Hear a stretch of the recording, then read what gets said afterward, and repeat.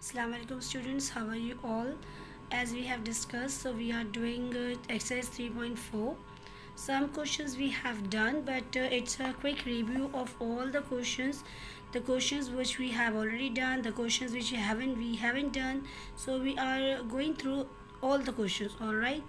So the question number 1, the area of a circle varies as the square of its radius. बेटा पहले हमेशा एक बात याद रखें, हमेशा क्वेश्चन की बात को समझें. क्वेश्चन आपसे से कह रहा है कि जो एरिया है ये वेरी करता है. वेरी कर रहा है मतलब इट्स लाइक कि डायरेक्टली वेरी कर रहा है कि अगर कोई एक चीज़ बढ़ रही है तो ये भी बढ़ेगा. तो ये डायरेक्टली प्रोपोर्शनल की बात करेंगे. वेरीज कह रहा है ना, आगे अगर वो वेरीज कहता है कि वेरीज अपोजिट यहाँ पे 1 फॉर्म, तो वो आपको पता चलता है ये इन्वर्सली बात कर रहा है. जब वो कह रहा है कि वेरीज एज दिस, इसका मतलब कि ये भी बढ़ रहा है तो ये भी बढ़ रहा है. वो अपनी सेंटेंस के वर्ड से ही बता देगा. तो ये कह रहा है कि जो एरिया है वो वेरी करता है स्क्वायर ऑफ इट्स रेडियस. मतलब अगर रेडियस का स्क्वायर बढ़ेगा तो आपके पास एरिया भी बढ़ेगा. यही वो कह रहा है. तो हमने ये इक्वेशन बना दी. हमें अच्छे से पता है कि सर्कल के एरिया का एक फॉर्मूला होता है, area is equal to pi r square. Pi क्यों लगा? क्योंकि डायरेक्टली प्रोपोर्शनल का साइन हटेगा तो इक्वल्स टू विथ कांस्टेंट लगेगा. अब देखो, अगर एरिया का कोई पहले से फॉर्मूला स्टैंडर्ड नहीं होता तो आप यहाँ पे के लगाती. ठीक है, यहाँ पे के लगाते. लेकिन चूंकि एरिया का एक फॉर्मूला, सर्कल के एरिया का एक फॉर्मूला पहले से स्टैंडर्ड है, एक आपके पास एक फॉर्मूला जो है आपके पास पहले से अवेलेबल है, तो ऑब्वियसली फिर वही कांस्टेंट लगेगा क्योंकि उन कांस्टेंट्स की वैल्यूज़ भी पहले से आइडेंटिफाइड है. अगर ये फॉर्मूला नहीं होता तो आप के लगाते और नॉर्मल क्वेश्चन सीधा जिस तरह के मालूम करते वैसे आप पाई भी मालूम करते. आगे पढ़ते. सवाल क्या कह रहा है? Find the radius of a circle. अच्छा, इसका मतलब है कि मालूम तो रेडियस करना है. ठीक है. whose area is equal to the sum of the areas of two circles. अब देखो, एक मज़े की बात ये कह रहा है कि पहले तो वो कहता है कि रेडियस मालूम करो. ठीक है, आपने कहा रेडियस मालूम हो जाएगा लेकिन एरिया तो चाहिए. तो एरिया उसने कहा कि एरिया आपके पास है, दो दूसरे सर्कल्स के जब एरियाज़ हैं उनका सम करोगे तो ये एरिया बन जाएगा. यानी कि ये एरिया आपको दिया नहीं है लेकिन वो कह रहा है कि दोनों सर्कल्स का जो एरिया है ना उनको प्लस कर दो. जो एरिया आएगा उस एरिया से तुम रेडियस निकाल लेना. ठीक है, इसका मतलब कि हमारे पास एरिया 1 और एरिया 2 का होना ज़रूरी है. एरिया 1 और एरिया 2 होंगे तो ही प्लस करके एरिया निकलेगा. उसी एरिया की मदद से मैं रेडियस निकाल लूँगी. लेकिन सवाल आता है कि उसने तो आपको एरिया 1 और एरिया 2 भी नहीं दिया, लेकिन उसने आपको उन एरियाज़ का रेडियस दे दिया है. अगर आप ऑब्ज़र्व करें कि equal to the sum of the areas of two circles whose radii are 5 and 12 centimetre respectively. इसका मतलब कि उसने आपको इन एरिया 1 और एरिया 2 के लिए रेडियस दे दिया है. इसका मतलब ये कि ना तो उसने आपको एरिया दिया, ना उसने आपको एरिया 1 एरिया 2 दिया, सिर्फ उसने आपको रेडियस 1 रेडियस 2 दिया. तो सबसे पहले तो देखो, ये जो है ना, मैं रेडियस 1 की मदद से जो कि 5 वैल्यू दी गई थी उससे मैं इसका एरिया 1 निकाल लूँगी. ठीक है, आपने फॉर्मूला लिया area is equal to pi r square. Pi की वैल्यू थी 22/7, रेडियस की वैल्यू थी 5. 5 का स्क्वायर होगा क्योंकि रेडियस के ऊपर स्क्वायर लगा हुआ है. तो पहले आप करोगे 5 का स्क्वायर, ये बन जाएगा 22/7 मल्टीप्लाई बाय 5 का स्क्वायर होता है 25. अब आप इन दोनों को मल्टीप्लाई कर लीजिएगा और जो भी आंसर है उसको आप 7 से डिवाइड कर सकते हैं. तो ये आपके पास ईजीली एरिया 1 आ जाएगा. एरिया 2 निकालने का तरीका भी यही है. जो दूसरा रेडियस आपको दिया था 12 सेंटीमीटर, जो दूसरा रेडियस था उसे आपने पुट किया, उसकी मदद से आपने एरिया 2 निकाला. सेम तरीका वही होगा. पहले आपने 12 का स्क्वायर करोगे, फिर उसको 22 से मल्टीप्लाई करके 7 से डिवाइड कर देना, तो एरिया 2 भी आ जाएगा. अब जैसा कि उसने कहा था कि आप जब इन दोनों एरियाज़ को प्लस करोगे तो एक फ़ाइनल एरिया आएगा.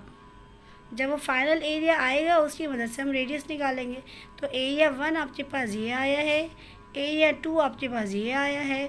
जब आपने इन दोनों एरियाज़ को ऐड किया तो आपके पास जो एरिया आएगा आपने उसको इस फॉर्मूला में लगाया और इजीली आपने अपने रेडियस की वैल्यू मालूम कर लेनी है. ठीक है बेटे, ये देखें, ये आ गया आपका एरिया 1, ये आ गया आपका एरिया 2. ठीक है, जैसे कि मैंने बोला था वैसे ही सॉल्व है. और फिर इन दोनों एरियाज़ को आपने ऐड किया जिससे आपका ये फाइनल वाला एरिया आ गया. जब ये फाइनल वाला एरिया आ गया तो आपने इस फॉर्मूले में लगाया, आपको जो कि मालूम करना था आर, तो आपने एरिया की वैल्यू लगाई, पाई की वैल्यू लगाई और r square as it is रह गया। अब देखो हमेशा आपने ना चीज़ें मूव करनी होती, लेकिन किस तरह से, जो चीज़ मालूम करनी है ना उससे, देखो ये चीज़ इस आर से क्या हो रही है, मल्टीप्लाई हो रही है। मुझे आर मालूम करना है, इसलिए मैं ये रिलेशन देख रही हूँ, ये चीज़ मल्टीप्लाई हो रही है, वहाँ जाके डिवाइड हो जाएगी। तो जब डिवाइड कर लोगे तुम्हारे पास वैल्यू आ जाएगी आर स्क्वायर की। तो मैं आर की वैल्यू चाहिए।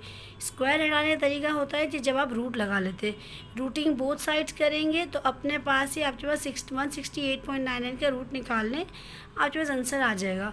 अगर आपको नहीं आता निकालना तो कैलकुलेटर पे जाएं, लिखिए 168.99 और फ़ौरन से रूट का साइन दबा दें, आपके पास आंसर आ जाएगा। ठीक है बेटा, अब हम मूव करते हैं क्वेश्चन नंबर 2 पे। देखिए क्वेश्चन नंबर 2 आपसे कह रहा है कि when a body falls from rest it's distance from the starting point varies the square of the time. अगर आप इस बात पे गौर करें, वो कह रहा है कि distance varies from the distance varies, ठीक है, distance from the starting point, it's right, लेकिन डिस्टेंस एक्चुअली वेरी कर रहा है ना, भले स्टार्टिंग पॉइंट से, लेकिन वेरी तो डिस्टेंस ही कर रहा है। और किससे वेरी कर रहा है, the square of the time, यानी कि डिस्टेंस वेरी कर रहा होगा स्क्वायर ऑफ द टाइम। कोई ऐसे लफ्ज़ का इस्तेमाल नहीं कि इन्वर्सली प्रोपोर्शनल की बात की जाए, इसका मतलब ज़रूर यही बोला होगा कि डिस्टेंस वेरी कर रहा है स्क्वायर ऑफ द टाइम। अच्छा, इसका कोई एग्जैक्ट फार्मूला है नहीं, तो हमें अपना कांस्टेंट खुद लगाना होगा, इसलिए हमने लगा दिया के, जिसकी वैल्यू अभी हमें नहीं पता। आगे देखते क्वेश्चन क्या कह रहा है। If a body false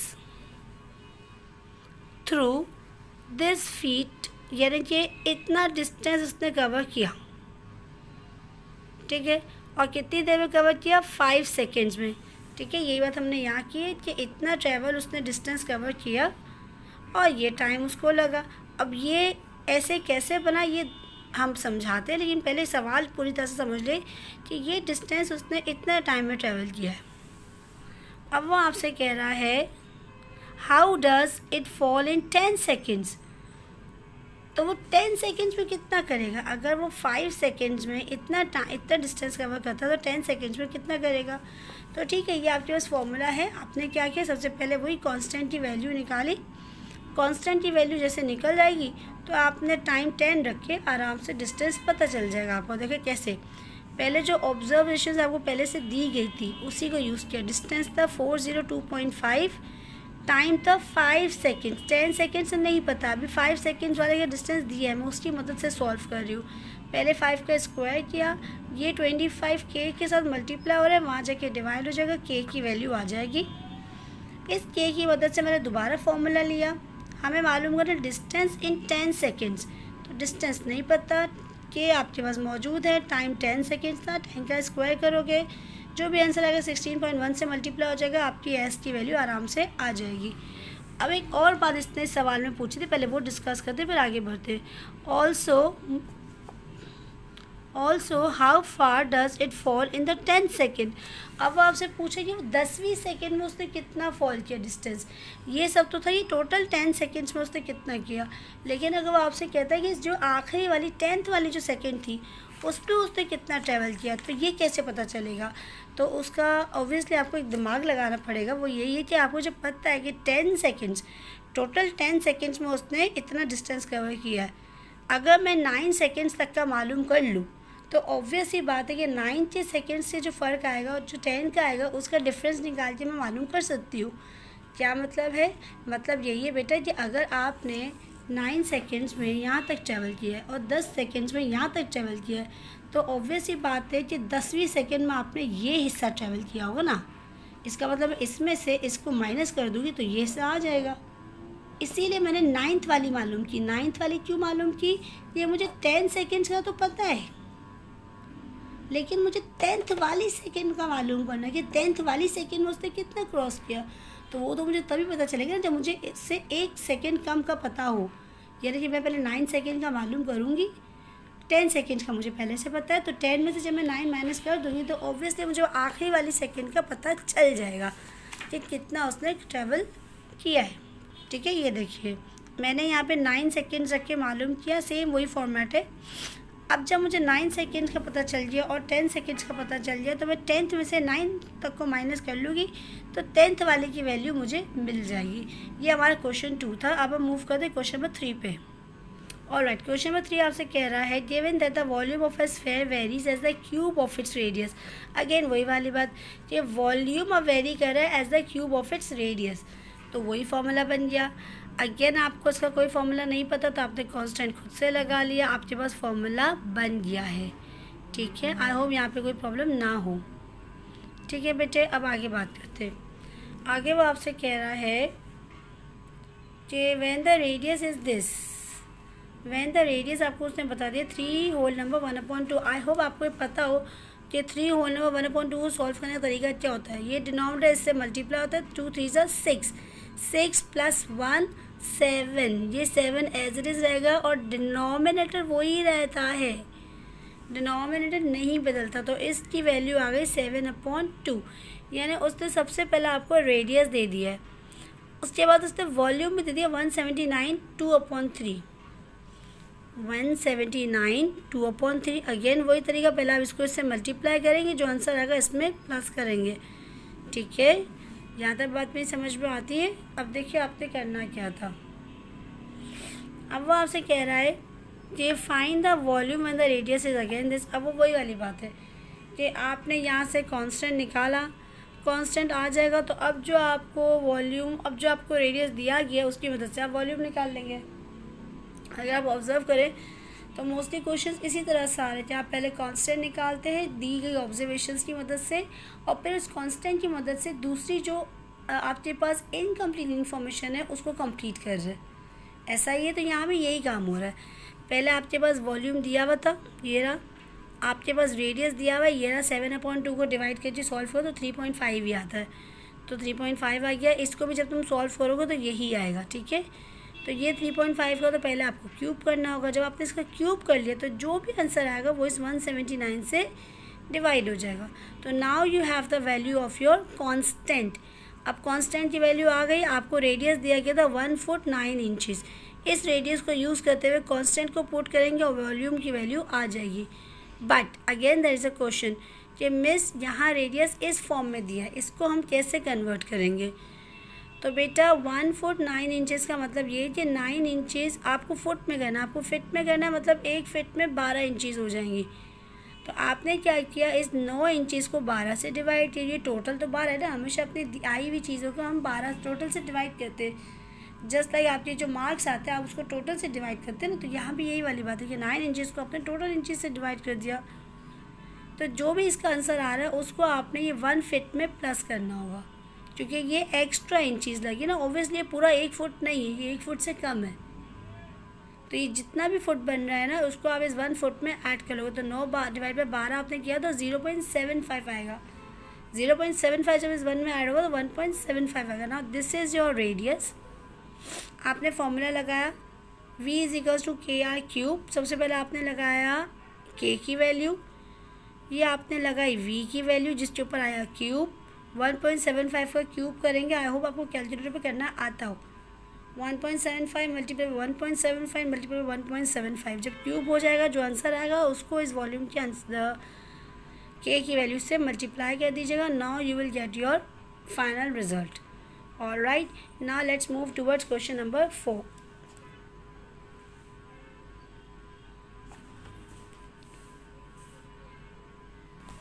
Alright, this is a question number 4.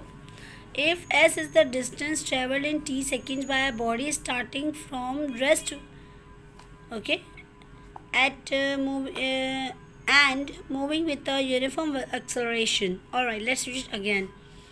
If s is the distance traveled in t seconds by a body starting from rest, एक बॉडी है जिसने रेस्ट मोशन से रेस्ट पोजीशन से start किया, मतलब कुछ भी उसने एक्टिविटी नहीं की थी।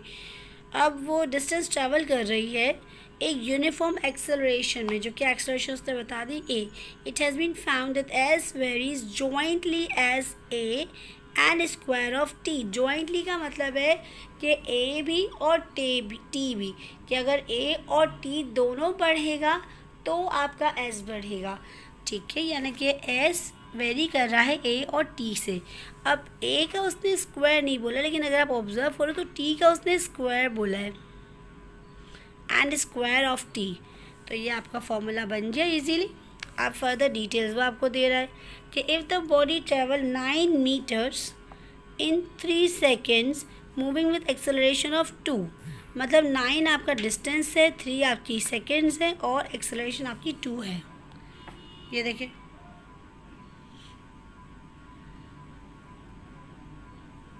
ये आपने फॉर्मूला लगाया। जैसे कि आपको पता है कि डायरेक्टली प्रोपोर्शनल का साइन है तो इक्वल्स टू क्या होगा, कांस्टेंट लगाना होगा। कांस्टेंट नहीं पता, एस की वैल्यू आपने लगा दी, आपके पास ए की वैल्यू दी थी, आपके पास टी की वैल्यू दी थी। ये सब वैल्यूज़ मैं क्यों प्लॉट कर रही हूँ, ताकि मुझे के की वैल्यू मिल जाए, जैसे कि आपने क्वेश्चन 2 और 3 में अप्लाई किया था, बिल्कुल वैसे होगा। लेकिन मेक श्योर पहले टी का स्क्वायर होगा, 3 का स्क्वायर 9 होता है, 9 को 2 से मल्टीप्लाई किया 18 आया। ये 18 इस के साथ मल्टीप्लाई हो रहा था, वहाँ जाके डिस्टेंस से डिवाइड हो जाएगा। तो ये आपकी के की वैल्यू आ गई। आपसे एग्जैक्टली पूछा क्या था, मैंने के की वैल्यू क्यों निकाली है, वो इसलिए निकाली, उसने आगे आपको बोला है find acceleration when t seconds, when t is equals to 5 seconds and distance 75 metre. अब उसने डिस्टेंस बता दिया है, टी बता दिया है, लेकिन आपको ए नहीं पता था ऑब्वियसली, इसीलिए आपने के मालूम किया ताकि आप इस फॉर्मूला में एस की वैल्यू लगा ले। ए की वैल्यू पता नहीं है, टी की वैल्यू आपको 5 सेकेंड्स दे दी है और के की वैल्यू आपके पास यहाँ पे फाइंड हो गई है।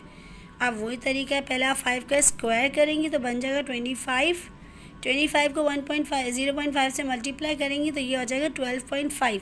ये 12.5 एक्सेलरेशन के साथ मल्टीप्लाई हो रहा है, वहाँ जाके डिस्टेंस से डिवाइड हो जाएगा। तो ये आपकी एक्सेलरेशन की वैल्यू आ गई मीटर पर सेकेंड स्क्वायर, मेक श्योर। तो ये आपके 4 क्वेश्चंस डन हो जाते हैं। अगली वीडियो में इंशाल्लाह अगले 4 क्वेश्चंस पे बात करेंगे। अपना बहुत ख्याल रखिएगा। अल्लाह हाफ़िज़।